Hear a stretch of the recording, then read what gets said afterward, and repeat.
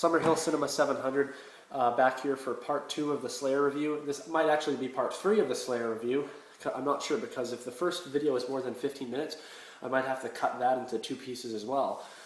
Because for some reason I don't think you can, I can upload videos more than 15 minutes for some reason, but I'm not 100% sure. So if you're watching this and it's only the second video, then it's part 2. If you're watching it and it's the third video, it's part 3. But anyways, just on to a couple things that I missed in the last review. Kind of big factors, and I'm kind of one of these persons that when I do a review, I don't always get everything right, and especially if a film like this, being my first time watching this, I can't remember every point for the film. But I think one of the main aspects that I missed in the first part of this review was the fact that, you know, I have to keep looking at this paper to remember her name, Kay. It's Kay and her husband, and then the other couple who I was talking about, because you know how there's 2 couples, is actually Kay's brother and his spouse. So this other guy is Kay's brother. And basically at one point in the film, Kay's brother is explaining to his wife that, you know, when Kay was a kid, there was this thing where she got a kitten for, I think it was Christmas, and I can't remember exactly how it happened. They explained it, but the cat ended up being dead in the freezer. They found the cat dead in the freezer. And what I'm talking about right now, maybe you might be thinking, what the hell? But it'll make sense in a minute. So I kind of missed that point, that the other couple is indeed Kay's brother along with his spouse, and that he tells his wife that, you know, my little sister Kay has been having these nightmares ever since she was a little girl, and ever since there was this thing with this cat dead in the freezer. And anyways, then we jump back to where I was before in the last part of this review, the first part, where basically, as I was saying, we finish off, and you know, at this point, obviously Kay is the last one alive. She's barricaded the house, and the Slayer has finally gone in there, and of course, like I said, we get that crazy sequence where we see the pilot, and it's like, what the hell? She shoots him with a flare, and then the whole house just goes on fire.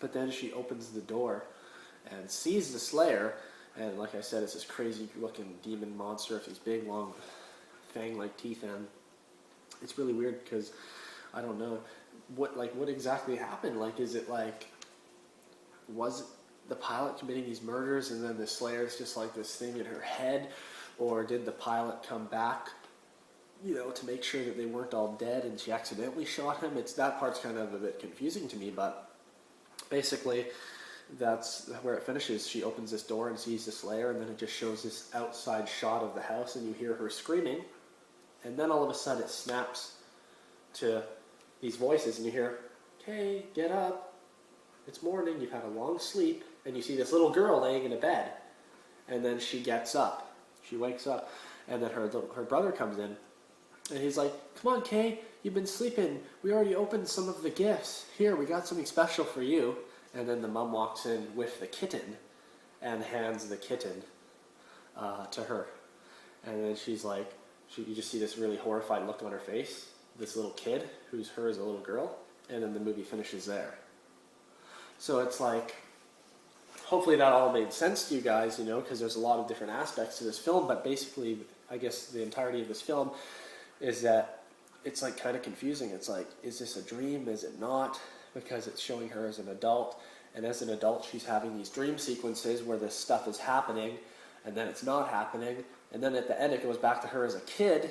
Like, so that part to some people may be confusing, but I think more so the way that I'm describing it makes it more confusing, and I think this is a film that you guys have to see for yourself to understand it, because if you're to watch it yourself, it'll make a lot more sense than me describing it, and when you watch it yourself, it'll be like, oh wow, that is really amazing. And I can't remember the particular name of the director on this film. I'll grab the Blu-ray here quickly, because this part's going to be on the Blu-ray as well.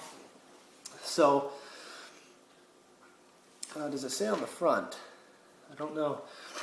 I'm not sure the name of the director. Okay, directed by J.S. Cardone. Now, from what I've heard, this is his first film, and that's just really impressive and unbelievable, because this film really is just fantastic. And I gotta say, like, what the hell? How have I never heard of this? And how have more people not heard of this film? This film is like, now, just watching it today for the first time has become probably one of my favorite horror films.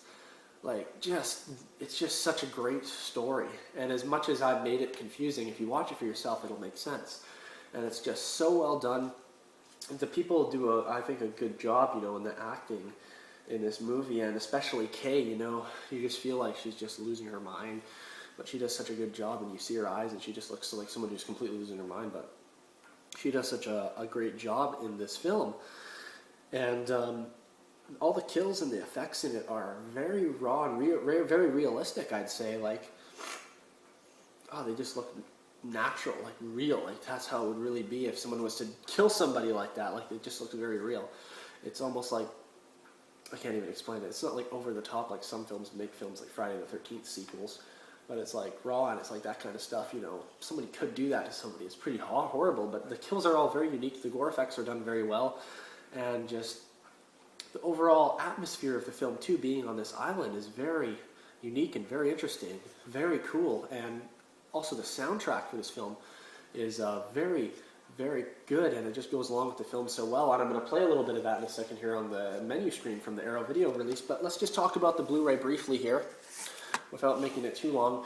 So basically, this is a new 4K scan of the film, so this is the best the film's ever going to look. And for people like me who haven't seen this film before, and this is their first time viewing it, and they get to see the Arrow Video, this is even more special.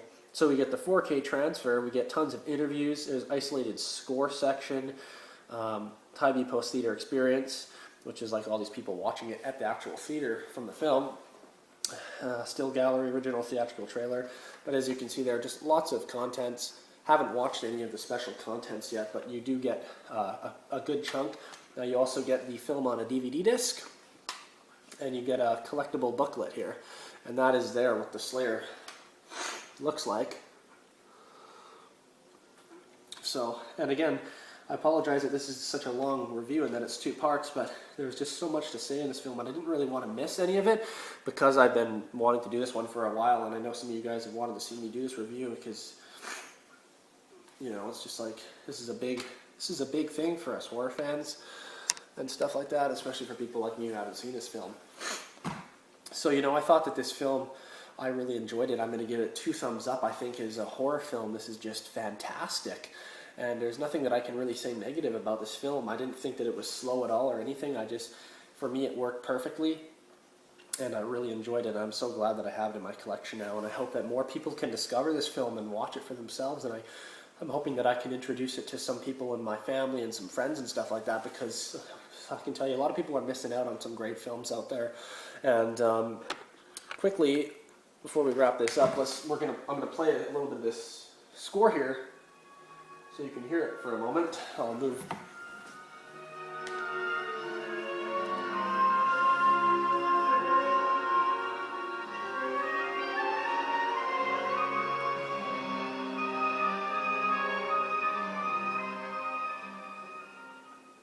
Now it's restart here.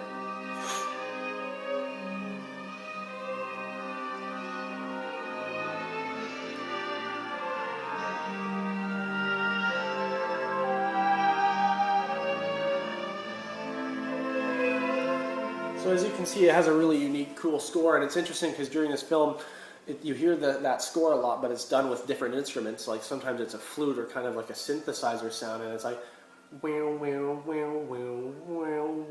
and sometimes it's faster and sometimes it's slower, so it's really cool. And then we have that, so oh God, I hope I didn't miss anything because I don't want to do another video of this, but yeah, this Arrow Video, the transfer looks amazing, and it's for someone who's seen this film for the first time. I've seen little clips on the DVD and other releases, and this just looks fantastic. Go get the Slayer. Take my word for it, you will enjoy it if you're a fan of horror movies. And this is just one of those movies. I'm not going to say just like go get it if you're a fan of 80s slashers films and stuff. I'm just going to say go get this if you're a fan of horror, because this is essential for horror fans in my opinion. I'm so glad that I discovered this film. So if you watched both parts of these, my interview on the Slayer, thank you very much for watching that. And for those of you who haven't seen the Slayer, definitely go out and get this Blu-ray. I blind bought this, and it's one of the best decisions I ever made. So pretty much, I hope I covered everything. Again, I'm not the best at remembering everything that happens in a film, but I try. I think I covered the main idea. You know, the main thing about this movie is probably that it's a unique atmosphere and stuff. So, thank you for watching my review on 1981's The Slayer, and we'll see you on the next video. Bye.